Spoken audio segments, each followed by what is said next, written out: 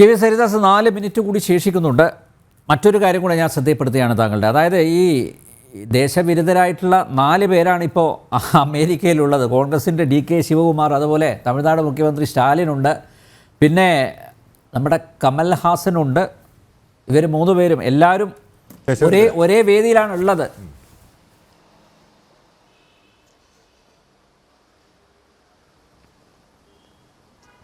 ഞാൻ വരാം അതിലേക്ക്. അതിലേക്ക് മുമ്പ് നമ്മൾ ശ്രദ്ധിക്കേണ്ട ഒരു കാര്യം, ഇപ്പോൾ ഹരി എന്തെല്ലാം പറഞ്ഞ് ന്യായീകരിച്ചാലും ഈ അദ്ദേഹത്തിൻ്റെ US സന്ദർശനം നൽകുന്ന ഒരു മെസ്സേജ് എന്താ? ഞാൻ ഇതിനു മുമ്പ് ഒരു ചർച്ചയിൽ സൂചിപ്പിച്ചു, വിദേശത്ത് പോകുമ്പോൾ നമ്മൾ പാലിക്കേണ്ട ചില മര്യാദകളുണ്ട്. അതൊരു ധാർമ്മികതയുടെ ഭാഗം കൂടിയാണ്. വിദേശത്ത് പോയിട്ട് ഇന്ത്യയെ ഇകഴ്ത്തി സംസാരിക്കാൻ, ഇന്ത്യയെ അപമാനിച്ച് സംസാരിക്കാൻ ഞങ്ങൾ പ്രതിപക്ഷത്ത് ഇരുന്നിട്ടുണ്ട്. ഞങ്ങൾ അതിന് മുതിർന്നിട്ടില്ല ഒരു കാലത്തും.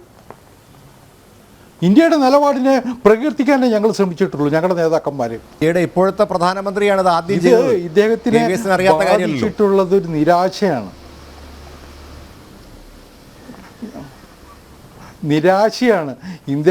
ഇപ്പോൾ രാഹുൽ ഗാന്ധിയെ ബാധിക്കുന്നത് നിരാശയാണ്. 3 തെരഞ്ഞെടുപ്പിൽ അദ്ദേഹം പാർട്ടിയെ നയിച്ചു. 3 തെരഞ്ഞെടുപ്പ് കഴിയുമ്പോഴും ഞാൻ നേരത്തെ സൂചിപ്പിച്ചു, 100 MP ഉണ്ടാക്കാൻ കഴിയുന്നില്ല. തൻ്റെ ജീവിതത്തിൽ ഇനി ഇതിനേക്കാൾ ബെറ്റർ പെർഫോമൻസ് നടത്താൻ കഴിയുമെന്ന് അദ്ദേഹത്തിനും പ്രതീക്ഷയില്ല. അപ്പോൾ ആ നൈരാശ്യം, നരേന്ദ്രമോദിയോടുള്ള നൈരാശ്യം, BJPയോടുള്ള വിരോധം, ഇങ്ങനെ പക ഇങ്ങനെ മനസ്സിൽ നിൽക്കുന്ന പൊട്ടി പുറത്തു വരിക. അതിനുപദേശിക്കാൻ ചില വിദൂഷക സംഘങ്ങളുണ്ട് വിദേശത്ത് ചെല്ലുമ്പോൾ. അവരുടെ ട്രാക്ക് റെക്കോർഡ് പലപ്പോഴും സംശയാസ്പദമായിരുന്നില്ലേ? ഇപ്പോൾ സോറോസുമായിട്ടുള്ള അദ്ദേഹത്തിൻ്റെ സംഘടനയ്ക്കുള്ള ബന്ധം, അതെ, അദ്ദേഹത്തിൻ്റെ അമ്മയ്ക്ക് അദ്ദേഹത്തിൻ്റെ സംഘടനയുമായിട്ടുള്ള ബന്ധം, ഇതൊക്കെ ഇന്ന് സമൂഹ മാധ്യമങ്ങളിലൂടെ ചർച്ച ചെയ്യപ്പെടുന്നില്ലേ? സോറോസിൻ്റെ നിലപാടുകൾ, അത് ISIS-ഉം ജിഹാദി ശക്തികളും സോറോസും തമ്മിൽ എന്താ വ്യത്യാസമുള്ളേ? എന്തുകൊണ്ട് ഓസ്ട്രേലിയ സോറോസിനെ അവിടെ കടക്കാൻ പാടില്ലെന്ന് പറഞ്ഞ് ഉത്തരവിറക്കിയത്? അപ്പോൾ അത്തരം ഒരു ദേശവിരുദ്ധ ശക്തിയുടെ ലോബിയുടെ ഭാഗമാകാൻ, ആ ലോബിയിൽപ്പെട്ട ഒരു UPA സർക്കാരിൻ്റെ കാലത്ത് ഇന്ത്യയിലെ പ്രധാനപ്പെട്ട ഭരണ സംവിധാനങ്ങളിലൊക്കെ ചെന്ന് പെട്ടിയിരുന്നു. അതും മറന്നുകൂടാ. ഇന്ന് അവരൊക്കെ ചിലരൊക്കെ നാട് വിട്ട് പോയിട്ടുണ്ട്. അപ്പോൾ ഇവരുടെ മനസ്സിൽ എന്നും ഭരണമില്ലെങ്കിൽ നിവൃത്തിയില്ല എന്നതാണ് സ്ഥിതി. ജനങ്ങളുടെ പിന്തുണ കിട്ടണ്ടേ? ഇത്രയും വലിയ മുന്നണി ഉണ്ടാക്കിയിട്ടും എത്ര സീറ്റ് കിട്ടി?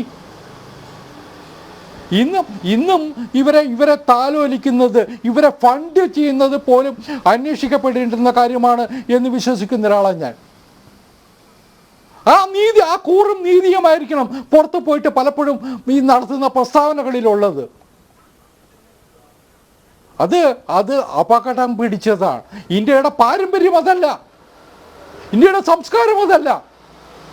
പണ്ട് ചാണക്യൻ പറഞ്ഞിട്ടുണ്ട്, പണ്ട് എത്രയോ നൂറ്റാണ്ടുകൾക്ക് മുമ്പാ, വിദേശ ബന്ധമുള്ളവരെ സൂക്ഷിക്കണമെന്ന്.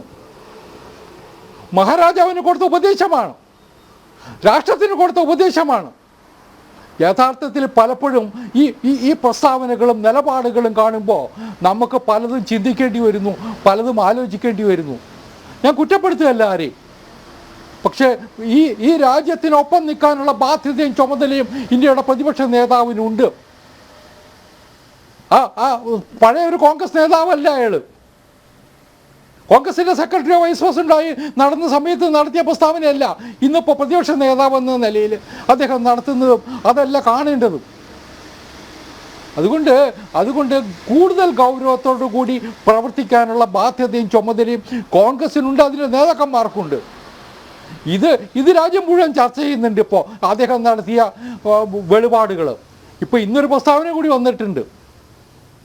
ചൈന ഈ അടുത്ത കാലത്ത് 4000 ചതുരശ്ര കിലോമീറ്റർ ഭൂമി തട്ടിക്കൊണ്ടുപോയി എന്ന്.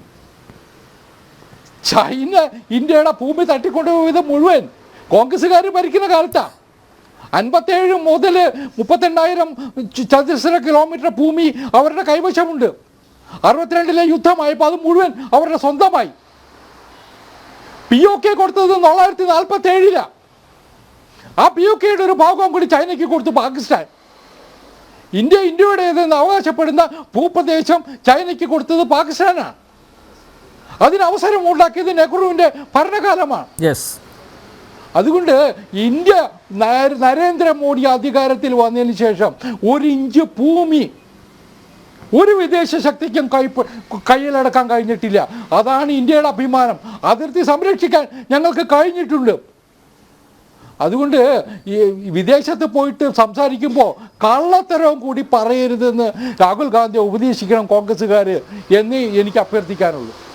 ഭാരതം എന്ന വികാരം DNA-യിലുള്ള ഒരാളും ഇത്തരത്തിൽ ദേശവിരുദ്ധ പരാമർശങ്ങൾ നടത്തില്ല, പ്രത്യേകിച്ച് ഒരു വിദേശ രാജ്യത്ത് നിന്നുകൊണ്ട്.